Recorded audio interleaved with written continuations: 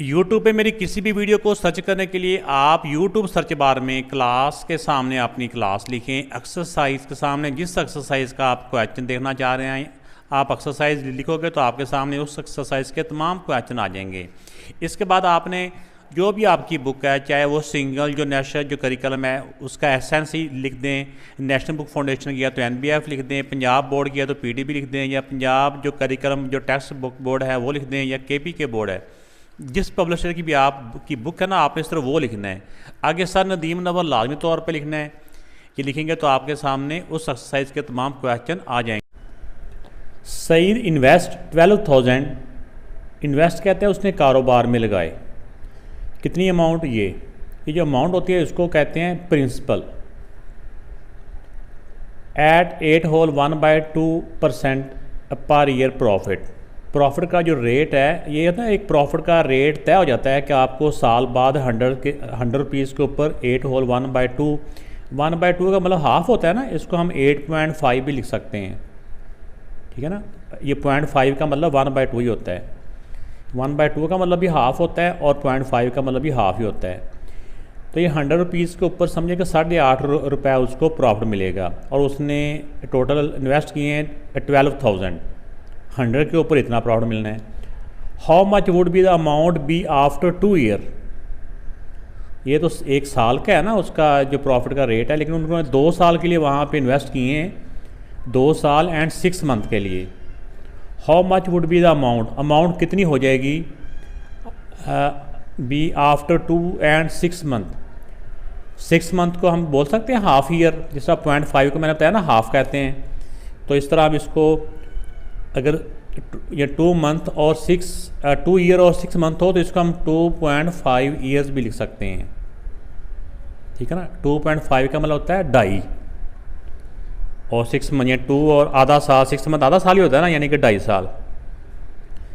ये इसको चेक करते हैं कि 2 साल के बाद उसकी अमाउंट कितनी हो जाएगी। अब इसमें मैं दिया हुआ था प्रिंसिपल अमाउंट। प्रिंसिपल अमाउंट कहते हैं जो उसकी असल अमाउंट होती है वो 12,000 रुपीज़ थी। आर से रेट है 8 होल 1/2%, या इसको हम 8.5% भी लिख सकते हैं। और टी से टाइम, कितने टाइम के लिए उसने इन्वेस्टमेंट की है 2 ईयर्स एंड 6 मंथ, हम इसको 2.5 ईयर्स भी लिख सकते हैं, क्योंकि जो 6 मंथ होती है ना ये हाफ ईयर होता है। हाफ ईयर का मतलब होता है इसको इस तरह लिख सकते हैं 0.5। अगर ऐसे समझ ना लगे तो किसी भी मंथ को ईयर्स में बदलने के लिए ना उसको 1 साल के अंदर जितने महीने होते हैं उससे डिवाइड करना पड़ता है। तो 6 को अंदर आके 12 से डिवाइड करेंगे ना तो फिर भी 0.5 ही आता है। तो अब इसका प्रॉफिट या मार्कअप का जो फार्मूला होता है, प्रॉफिट इक्वल टू होता है ये PRT, P से प्रिंसिपल, R से रेट और T से जो टाइम था उसका ओवर 100। अब इसमें इनकी वैल्यू रिप्लेस कर देते हैं। इसकी जो वैल्यू है प्रिंसिपल अमाउंट की है वो 12,000। इस फार्मूले से ना हमें 2.5 साल के बाद जो उसको प्रॉफिट मिलेगा ना वो मालूम करेंगे। अभी इससे ये प्रॉफिट का फार्मूला है। रेट है उसका 8.5, ये परसेंटेज को हटा के ये नीचे 100 आता है, ये बात याद रखनी है आप लोगों ने। और टाइम है उसका 2.5। तो आप इसका चाहे आप इस सारे को ऐसे मल्टीप्लाई कर लें, क्योंकि 8th क्लास में कैलकुलेटर अलाउ भी होता है। तो 2 ज़ीरो के साथ 2 ज़ीरो कट गए, बाकी 120 को 8.5 और 2.5 इन सारों को जब हम मल्टीप्लाई करेंगे तो हमारे पास जो आंसर आ जाएगा वो आ जाएगा 2,550 रुपीज़। तो ये तो आ गया प्रॉफिट। अब उनका ये पूछा था उन्होंने कि 2.5 साल के बाद कितनी अमाउंट उसकी हो जाएगी। 12,000 तो पहले थी, अब जो उसको प्रॉफिट मिलेगा ये उसमें प्लस कर लेंगे तो उसके पास टोटल अमाउंट इन दोनों को प्लस करके जो बनेगा ना वो उसके पास टोटल अमाउंट हो जाएगी। तो उसकी असल अमाउंट और जो प्रॉफिट है दोनों को प्लस करेंगे तो ये इसका आ जाएगा 14,550 रुपीज़। तो इतने रुपीज़ उनके पास अमाउंट हो जाएगी। तो यही इनका क्वेश्चन है। Faheem got his car insured at a rate of 3% for 3 year. उसने अपनी कार की इंश्योरेंस कराई है 3 साल के लिए और इंश्योरेंस का रेट क्या है 3%। The worth of his car, worth का मतलब होता है मालियत, उसकी कीमत समझ लें। यहाँ पे उसकी कार की जो कीमत है वो 8,50,000 रुपये है। Find the total amount paid as premium. ये मालूम करना है कि उसने टोटल कितनी प्रीमियम अदा की है। तो प्रीमियम किसे कहते हैं? जो इंश्योरेंस की किस्त होती है ना, इंस्टॉलमेंट होती है, उसका नाम प्रीमियम होता है। तो उसने 3 सालों में कितनी प्रीमियम दी है, यानी कितनी उसने किस्तें अदा की हैं। If rate of depreciation is 10% per year.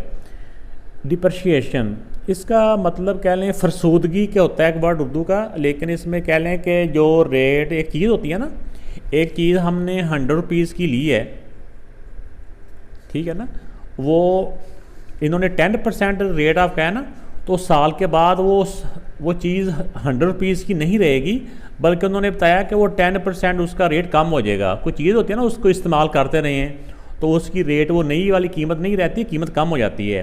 तो इसका 10% निकालेंगे ना अगर, तो इसका यानी कि जो पहले साल, तो इसका 100 का 10% निकालेंगे तो वो 10 रुपीज़ बनता है, यानी इसका पहले साल जो कीमत है ना वो 10 रुपये कम हो जाएगी, क्योंकि इसका रेट 10% है ना। तो उसकी फिर कीमत अगले साल, उसके दूसरे साल उसकी कीमत कितनी रह जाएगी, इसमें से इसको माइनस कर देंगे तो बाकी उसकी 90 रुपीज़, अगले साल उसकी कीमत रह जाएगी 90%। तो पहले साल उसकी इस हिसाब से वो प्रीमियम पे करेगा, दूसरे साल वो इस हिसाब से प्रीमियम पे करेगा, अगले साल फिर वो 10% उसकी कीमत और कम हो जाएगी, ठीक है ना। दूसरे साल फिर 10% के हिसाब से उसकी प्रीमियम और कम हो जाएगी। तो 90 का जो 10% होता है ना, वो होता है 9 रुपीज़।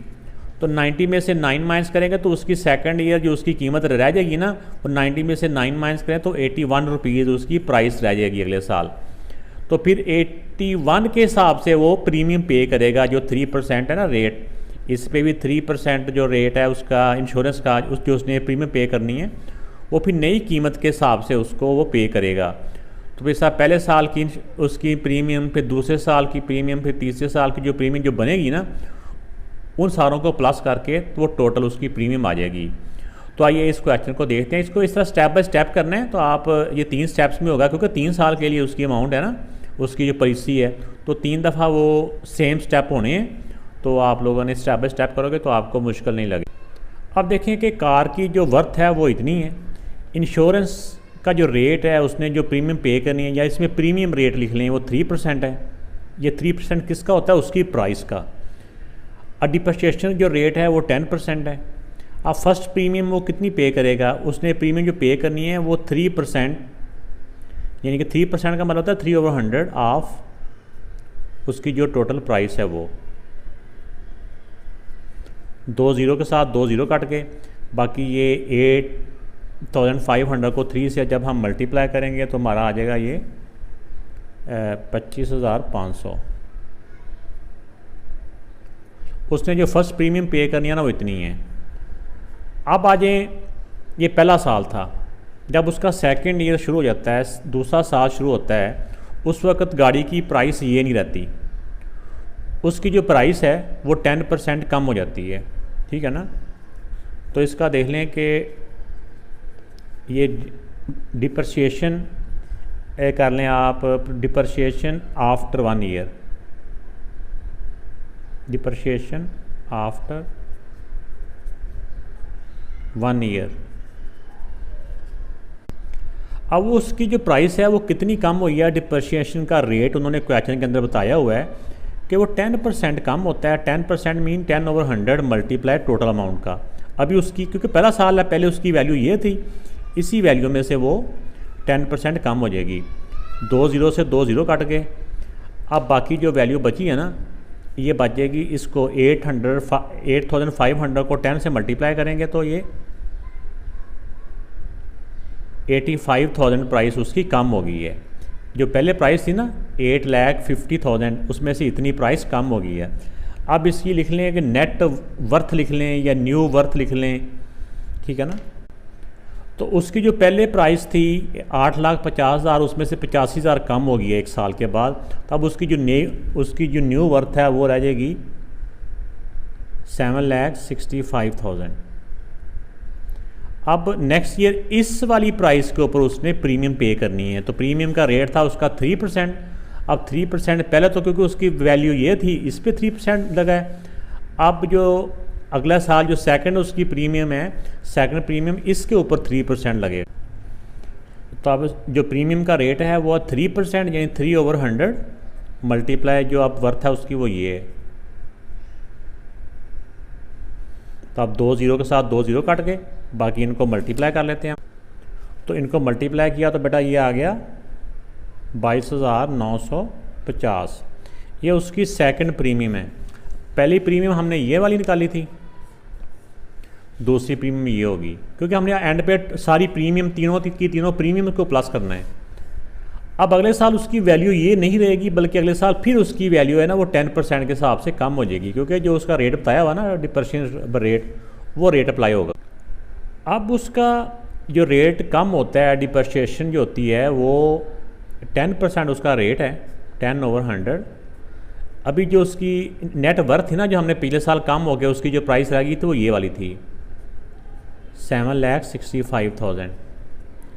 अब इसके साथ अब इसका 10% निकालेंगे तो इसको जब मल्टीप्लाई किया तो ये आ जाएगा 765, 10 ये और 10 ये 76,500। इतनी प्राइस उसकी उससे भी पहले, यानी पहली जो प्राइस है उसमें से इतनी प्राइस और कम होगी। एक साल और गुजरने के बाद इतनी प्राइस और कम होगी। अब ये जो प्राइस आई है ना, इतनी प्राइस कम होनी है, तो अब उसकी नेट वर्थ कितनी रहेगी? ये इस पहले प्राइस ये थी, इतनी प्राइस और कम हो गई है। इतनी जब और कम हो जाएगी तो फिर उसकी प्राइस क्या रह जाएगी? तो ये पहली प्राइस में से जितनी प्राइस कम हुई है वो माइनस कर देंगे, तो बाकी हमारी प्राइस रह जाएगी 6,88,500 रुपीज़। अब न्यू प्राइस ये है। अब जो तीसरी इंस्टॉलमेंट है, जो थर्ड प्रीमियम है, वो इस रेट के ऊपर पे होगी। तो अब जो नई प्राइस है उसका 3% जो है ना वो थर्ड प्रीमियम पे होगी। अब 2 ज़ीरो के साथ 2 ज़ीरो कट गए, तो बाकी जब इनको हम 3 के साथ मल्टीप्लाई करेंगे तो आ जाएगा 20,655 रुपये, 20,655 रुपीज़। तो ये उसकी थर्ड प्रीमियम आ गई। तो हमने बारी बारी ये तीनों प्रीमियम फाइंड कर लिया। फर्स्ट वाली ये थी, सेकंड ये थी, थर्ड वाली ये है। अब एंड पे क्वेश्चन है टोटल प्रीमियम ही पेड। तो टोटल प्रीमियम हमने फाइंड करनी है। टोटल प्रीमियम पेड इन 3 और total premium paid in 3 years. तो ये तीनों जो मैंने बॉक्स के अंदर लिखी थी वैल्यू, ये वाली, ये सेकंड वाली और ये थर्ड वाली, इन तीनों को प्लस किया तो हमारे पास ये आ जाएगा 69,105 रुपीज़। तो ये बेटा इसका आंसर आ गया। Aslam started a business with 35,000। सबसे पहले किसने कारोबार स्टार्ट किया? असलम ने। कितनी अमाउंट से? 35,000 से। उसके 3 मंथ के बाद अकरम जॉइन द बिज़नेस। अकरम, दूसरा बंदा अकरम आ गया, उसने बिज़नेस स्टार्ट की, उसके साथ ज्वाइन किया उसके साथ और 4,000 के साथ। एंड आफ्टर 6 मंथ, और 6 महीने गुजरने के बाद फिर असगर भी ज्वाइन हो गया और असगर ने ज्वाइन उसमें इन्वेस्टमेंट किया 5,000 की।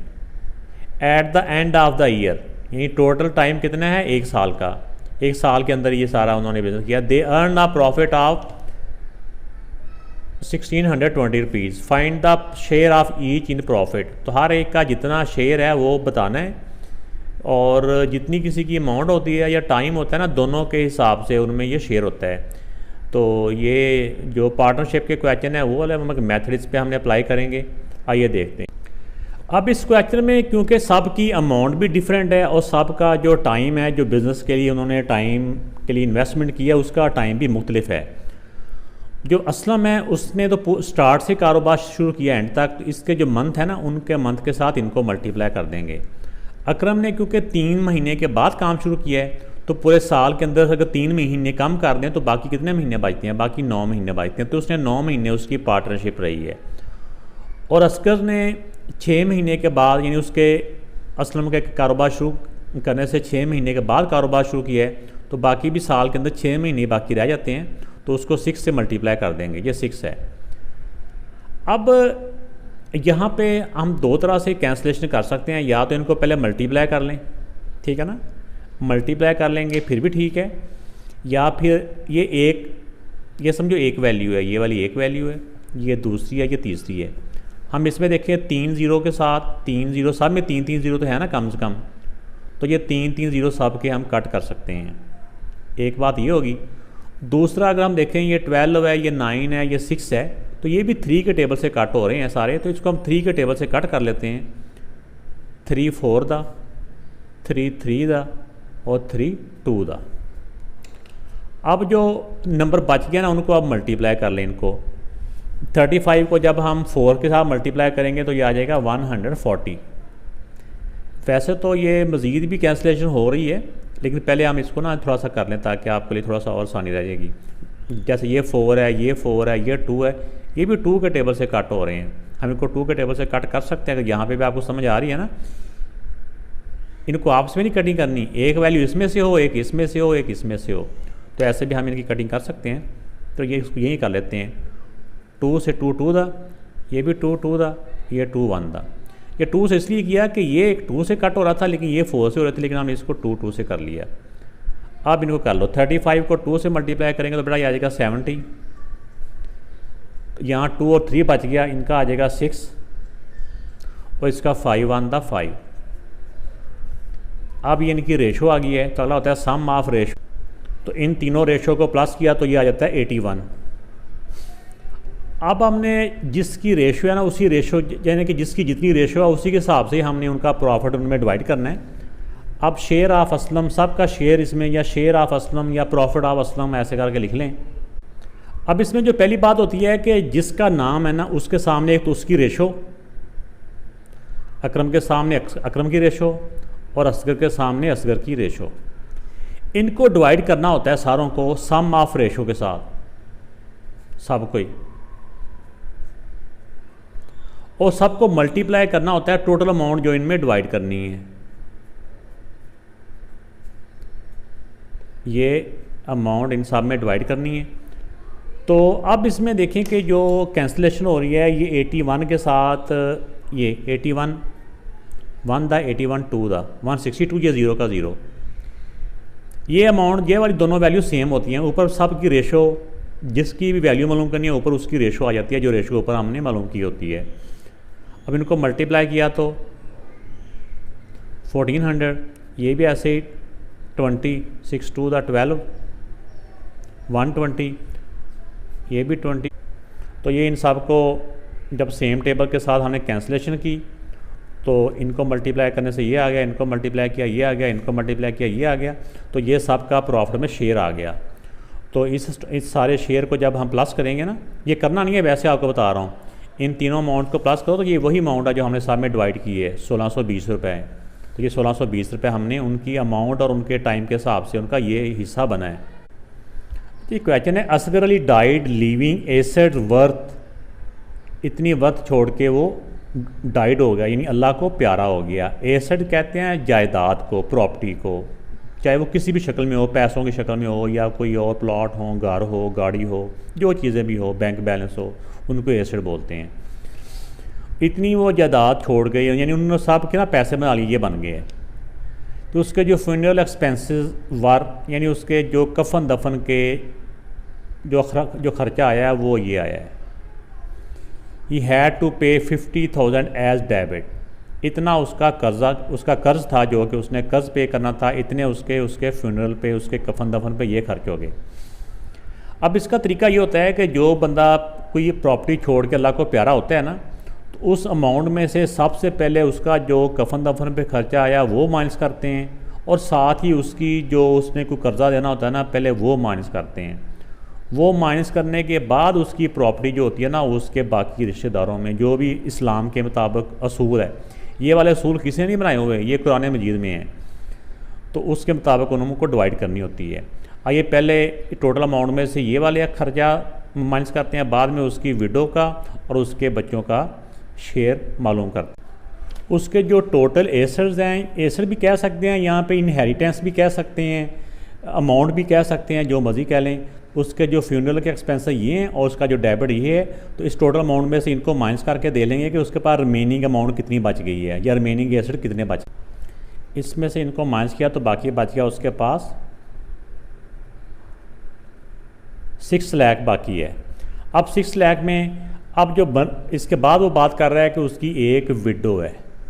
विडो का शेयर होता है 1/8, ठीक है ना। ये विडो कहते हैं फौत होने वाले की बीवी को, विडो DOW। तो विडो शेयर 1/8 किसका, ये जो अमाउंट बची है इसका। अब इनको हम कैंसिलेशन कर लेंगे इनकी। जब इनकी हम कैंसिलेशन करेंगे तो ये आ जाएगा 8/1 था। इनकी कैंसिलेशन आपने कर लेनी है, ठीक है ना।